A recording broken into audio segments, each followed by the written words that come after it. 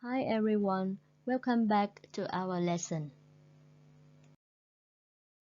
Okay, first, let me introduce myself. My name is Đinh Thị Tuần Vi and you can call me Miss Ivy, and I am an English teacher at Nguyễn Trãi Junior High School. Before we start the lesson today, please prepare your notebook, textbook, and your pens, and stop the video whenever you need to answer the questions or do the exercises. Or if you see the signs, please take note carefully on your notebook. The lesson today is Unit 5, Food and Health. And today we learn about the vocabulary related to the topic food and the grammar countable and uncountable noun. First, I will give you some new vocabulary. Okay, today we have 8 new words. Number 1, look at the picture. It's a lunchbox. Lunchbox. Hộp đồ ăn trưa. Number 2, vegetarian.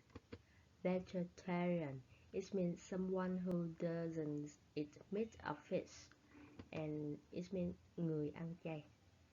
For example, our youngest daughter is a vegetarian. Number 3, pasta. Pasta. Mì ống. Number 4, vending machine. Vending machine. Máy bán hàng tự động. Number 5, crepes. Crepes. Khoai tây chiên. Number 6, nut. Nut.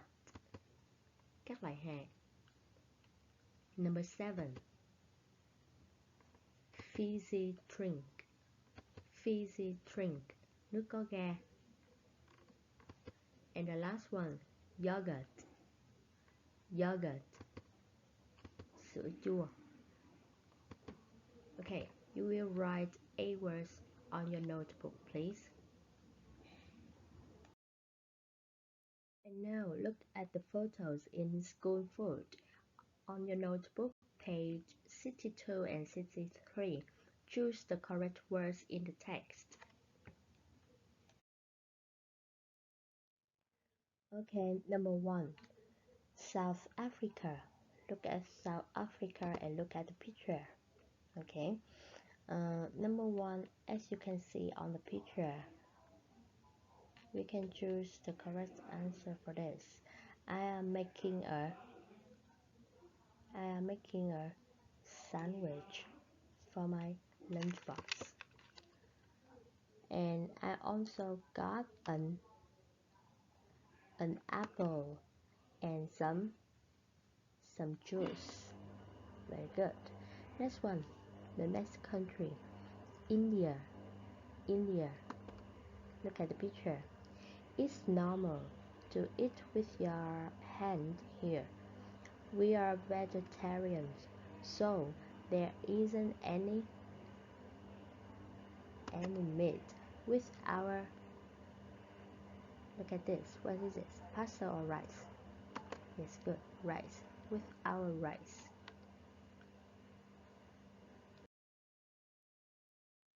Let's move to the next country, UK, the United Kingdom. Look at the picture and choose the correct answer. Number 6, I have pizza and chips today with, what's this? Good. Beans. With beans. Number 8, there are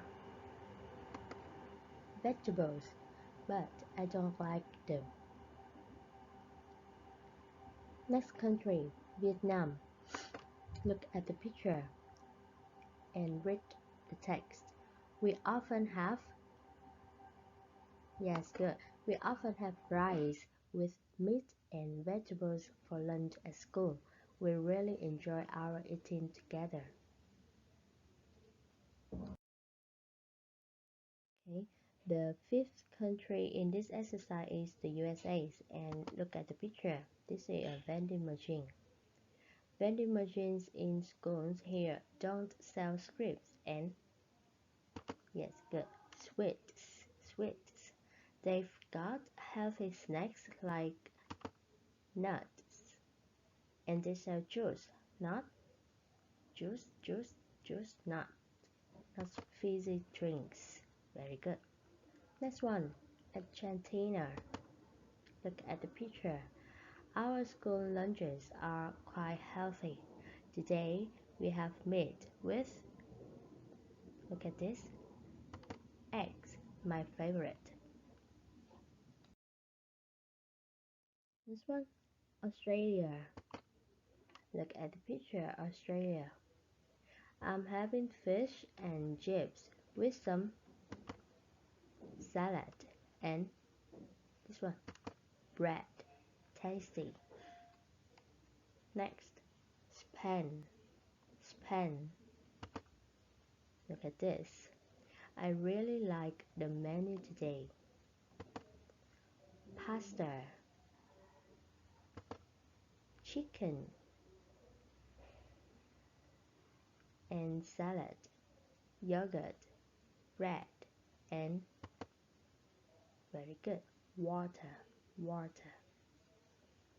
Next one, Japan. Look at two girls. Students here help to serve the food and we clean the tables. Today we are serving soup.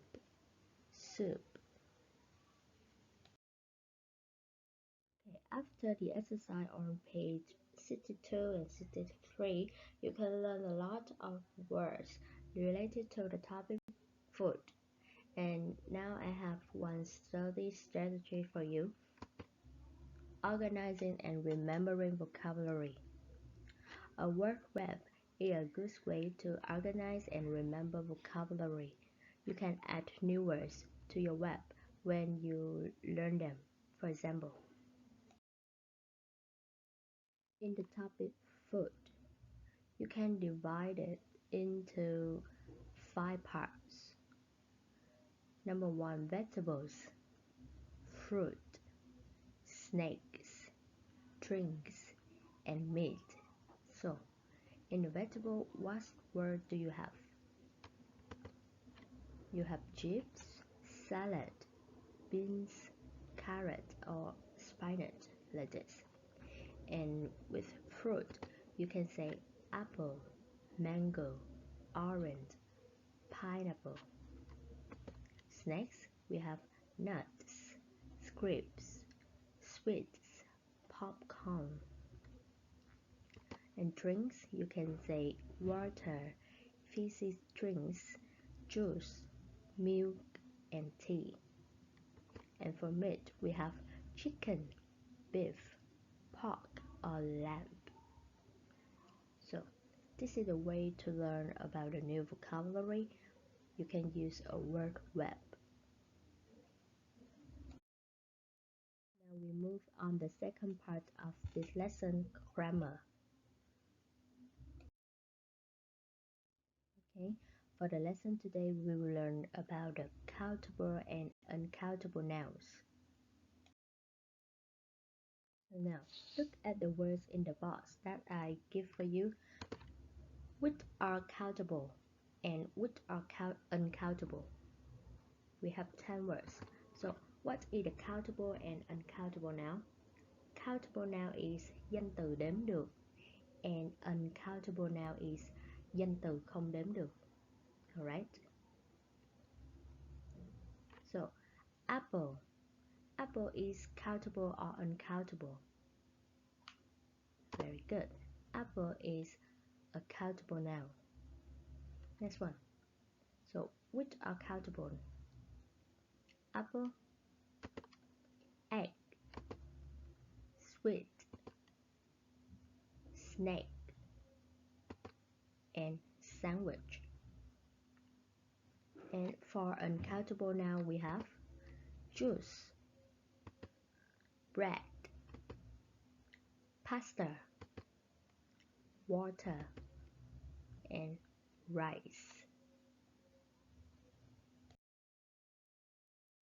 Okay, let's distinguish between countable nouns and uncountable nouns. With countable nouns, they have a singular and a plural form for this. For example, we have apple and apples. Danh từ đếm được thì nó sẽ có hai dạng, đó là dạng số ít và dạng số nhiều các bạn ha. Ví dụ như chúng ta có chữ quả táo, apple là dạng số ít, singular. Và khi chúng ta thêm s vào đằng sau thì nó sẽ có dạng là apples. Có s ha mấy bạn, danh từ số nhiều. But for uncountable nouns, they don't have a plural form. We just say water, not waters. Với dạng danh từ không đếm được thì nó không có cái dạng danh từ số nhiều, và chúng ta chỉ đọc đơn giản là water, và chúng ta sẽ không thêm s vào đằng sau. Waters là sai ha. The second thing, we use an with a singular countable noun. For example, we can say appear, and an apple. Chúng ta sử dụng an với danh từ số ít đếm được. Ví dụ như một quả lê thì chúng ta sẽ nói là a pear, và một quả táo thì chúng ta có thể dùng là an apple. But with uncountable nouns, we just use the or zero article with it. For example, meat. We not say a meat, okay? Nếu như mà danh từ không đếm được thì chúng ta chỉ sử dụng the hoặc là không sử dụng mạo từ đối với nó. Chúng ta chỉ nói là meat chứ chúng ta không dùng là a meat. We continue with some quantities, and today we will learn 5 quantities. The first one is some.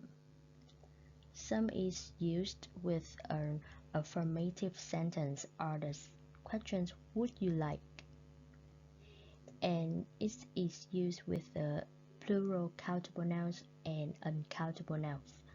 For example, we've got some cheese, or would you like some teeth?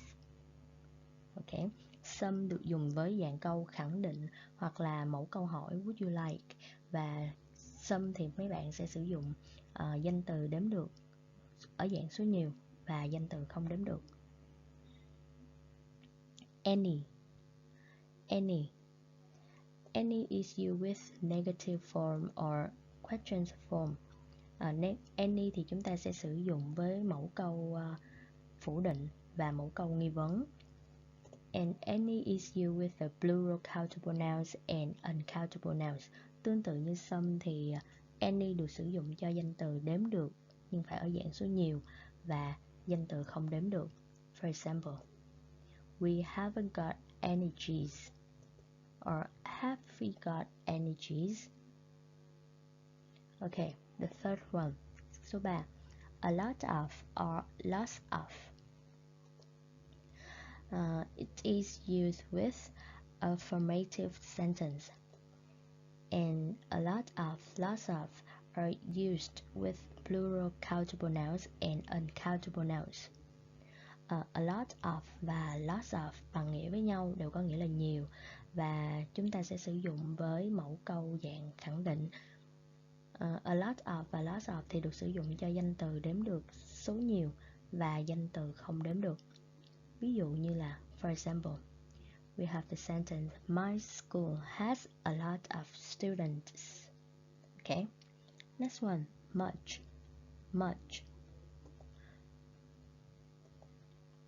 Much is used with the negative sentence or questions, and much is used just with uncountable nouns. Much thì sử dụng được với câu phủ định và câu nghi vấn, nhưng chúng ta chỉ sử dụng cho dạng danh từ không đếm được. For example, we don't have much time. Chúng ta không có nhiều thời gian. Do you drink much coffee? Bạn có uống nhiều cà phê không? The last one, many. Many is also used for the negative sentence and the questions, but it's different from much. It's used for the plural countable noun. Many thì cũng sử dụng cho dạng câu hỏi và câu phủ định, nhưng mà nó khác với much. Nó được sử dụng cho danh từ đếm được ở dạng số nhiều. For example, we have there aren't many eggs. Chúng ta không có nhiều trứng. Ở đây không có nhiều trứng. And are there many sandwiches? Chúng ta có bánh mì sandwich không? Có nhiều bánh mì sandwich không? Okay. Some note for you. Many and much. Có một cái lưu ý là many và much thì sẽ được dùng ở trong câu khẳng định nếu như ở đằng trước nó mấy bạn sử dụng thêm very, to, so hoặc là x. Okay, so let's practice together. Okay, let's do exercise 1. Complete the questions from number 1 to number 5 with much and many, then choose the correct words in the answers. Bài tập 1 chúng ta sẽ hoàn thành câu hỏi từ số 1 đến số 5 bằng từ much hoặc là từ many. Sau đó chúng ta sẽ chọn ra từ đúng ở trong cái phần câu trả lời. Okay. Let's look at question 1. We have the word meat. Meat, it means thịt. Meat có nghĩa là thịt, và ở đây nó là danh từ không đếm được, uncountable noun. So, in this place we can use much. Vậy thì ở vị trí này chúng ta sẽ sử dụng cái từ là much. How much meat do vegetarians eat? Người ăn chay thì ăn bao nhiêu thịt? And look at the answer. We have 3 choices. Trong phần trả lời thì chúng ta có 3 cái. They don't eat any or much or many meat. Chỗ này chúng ta có 3 lựa chọn là any, much và many. Cả 3 cái này đều sử dụng cho dạng câu negative, câu phủ định. Nhưng mà ở đây người ta đang hỏi là người ăn chay có ăn thịt hay không? Ăn bao nhiêu thịt? Ăn nhiều thịt không? Thì chỗ này chúng ta sẽ chọn đáp án là any. Don't eat any meat. Không ăn thịt gì luôn. Không ăn bất kỳ miếng thịt nào hết. Được chưa mấy bạn? Không có cái gì hết thì chúng ta sẽ chọn any. Còn nếu như không có nhiều, không có một lượng nào đó thì chúng ta sẽ dùng much hoặc là many mấy bạn ha. Number 2. We have the word vitamins. Vitamins, vitamin. Và ở đây nó là dạng danh từ số nhiều. Ta có S. So, in this questions we can use many. How many vitamins are there in white rice? Có bao nhiêu dưỡng chất, có bao nhiêu chất dinh dưỡng ở trong gạo trắng, ở trong cơm trắng. So, in these questions, in this answer, we also have 3 choices. Chúng ta cũng có 3 sự lựa chọn luôn. Many, much and some. And this sentence is a negative form. Câu này thì nó nằm ở dạng phủ định. Vậy bây giờ chúng ta sẽ chọn đáp án nào nè? Chúng ta không dùng some, bởi vì some dùng cho câu khẳng định. Vậy thì ở đây mình còn lại 2 sự lựa chọn, đó là many và much. Nhưng mà vitamin thì sao mấy bạn? Vitamin là danh từ đếm được, hồi nãy mình nói rồi ha. Vậy thì ở đây chúng ta sẽ chọn là many. Ok, many. Number 3. Fat. Fat. Fat là chất béo. Và chất béo thì không có đếm được. Vậy nếu như chất béo không đếm được thì ở đây chúng ta sẽ sử dụng how much. How much fat is there in chocolate? Ở trong sô-cô-la thì có bao nhiêu chất béo? Okay. And in the answer, we have the word, the sentence there is an affirmative sentence. Đây là một câu khẳng định. Vậy thì trong 3 từ a lot of, much và many, cái nào dùng cho câu khẳng định được? Yes, very good. A lot of. There's a lot of fat in chocolate. Có nhiều chất béo ở trong sô-cô-la. Number 4. Fruit. Fruit. Fruit is uncountable noun. Fruit là danh từ không có đếm được, cái này là danh từ chung, mình không có đếm được nó ha. So in these questions we use how much. How much fruit is there in fizzy drinks? Trong nước ngọt có ga thì có bao nhiêu chất trái cây ở trong đó? Vậy thì chỗ này mình sẽ trả lời sao mấy bạn? As you can see, we can see there isn't, and isn't is a negative. There isn't là câu phủ định. Vậy thì trong ba từ much, many và some thì có some là dùng cho câu khẳng định, chỉ có much với many là dùng cho câu phủ định thôi. Vậy thì chúng ta sẽ loại bỏ some trước mấy bạn ha. Rồi, fruit của mình là danh từ không đếm được. Vậy thì đáp án cuối cùng của mình sẽ là much. Câu phủ định và dùng cho danh từ không đếm được thì chúng ta sẽ dùng much. There isn't usually much fruit in fizzy drinks. Số 5. Số 5, number 5, we have the word people. And this is a countable noun, plural countable noun. Đây là dạng danh từ đếm được ở dạng số nhiều. So, in this question we use many. How many people can't eat nuts? Có bao nhiêu người không thể ăn được những cái loại đậu? So, in the answers, what do we choose? Chúng ta chọn cái gì đây mấy bạn? There are is an affirmative. There are là dạng câu khẳng định. Khẳng định thì có dùng much và any được không? Yes, right. No. Khẳng định thì chúng ta chỉ có thể dùng some. Chúng ta không dùng much và any cho câu khẳng định. Vậy thì đáp án của cái này của chúng ta sẽ là there are some people who can't eat nuts. Có một vài người thì không thể ăn được những cái loại đậu. We move to exercise 2. Complete the text with a, an, some or any. Chúng ta sẽ hoàn thành cái đoạn văn bên dưới này với 4 từ, 4 chữ a, an, some hoặc là any. Alright. Now let's look at the text. My breakfast, lunch and dinner by Jessica Perry. Bữa ăn sáng, ăn trưa và ăn tối của tôi. Bài văn này được viết bởi bạn Jessica Perry. Okay, let's look at this. I always get up early and have breakfast at 7:30. I usually have some cold milk and egg. Egg ở đây là danh từ số ít và trứng. Đây, egg này là đếm được, cho nên chúng ta sẽ dùng mạo từ hoặc là an mấy bạn ha. Cụ thể ở đây thì egg bắt đầu bằng chữ y, cho nên chúng ta sẽ dùng là an egg with brown bread. Bread, bánh mì không đếm được. Bánh mì không đếm được, vậy bây giờ chúng ta sẽ dùng cái gì nào? Câu này hiện tại đang là câu khẳng định. I usually have, câu khẳng định, cho nên chúng ta số 2 sẽ dùng chữ some. With some brown bread and a bowl of yogurt. At school, I have lunch with my friends at 12:30. I usually have. It's an affirmative form. Đây là dạng câu khẳng định. I usually have juice. Uncountable nouns. So in this place you use some. Enormous sandwich. Sandwich is a countable noun. So in this place you can use a or an. And look at this.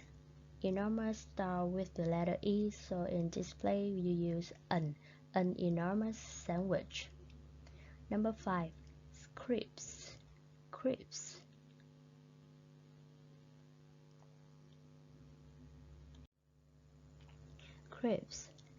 We have X like this, so in this place we use some crepes. And healthy snack,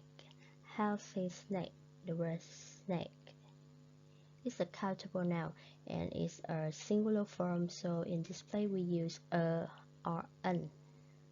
And the healthy start with the letter H, so we use a healthy snack like apple, singular countable noun.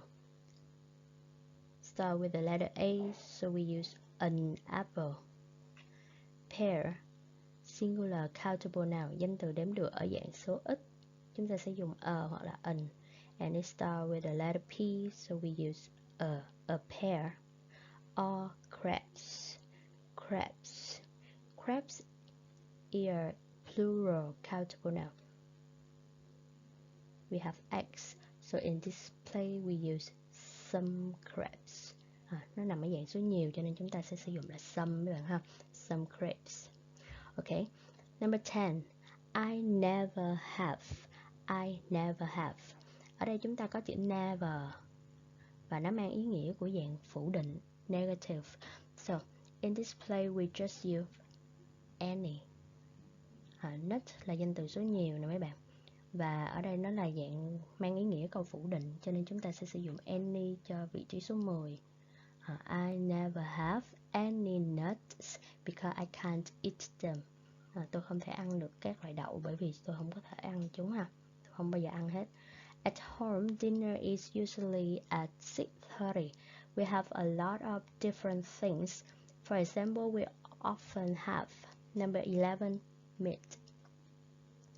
Meat, danh từ không đếm được.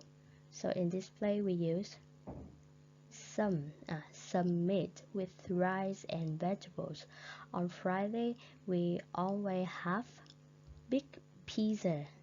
Big pizza. Pizza is countable noun and it's singular.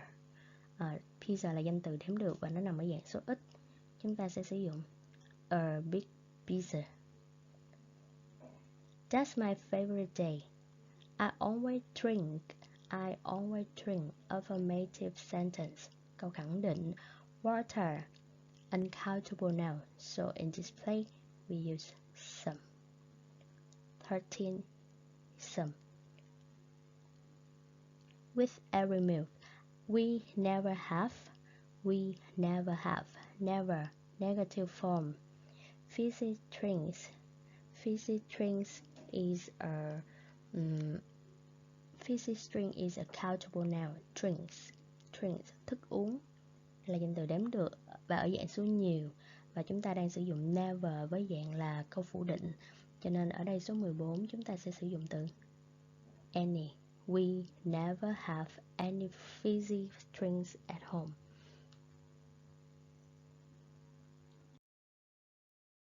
And that is all for our lesson today. Now it's your homework. Copy the new words, then learn the grammar by heart and prepare the next lesson. Thank you for your listening. Goodbye and see you later.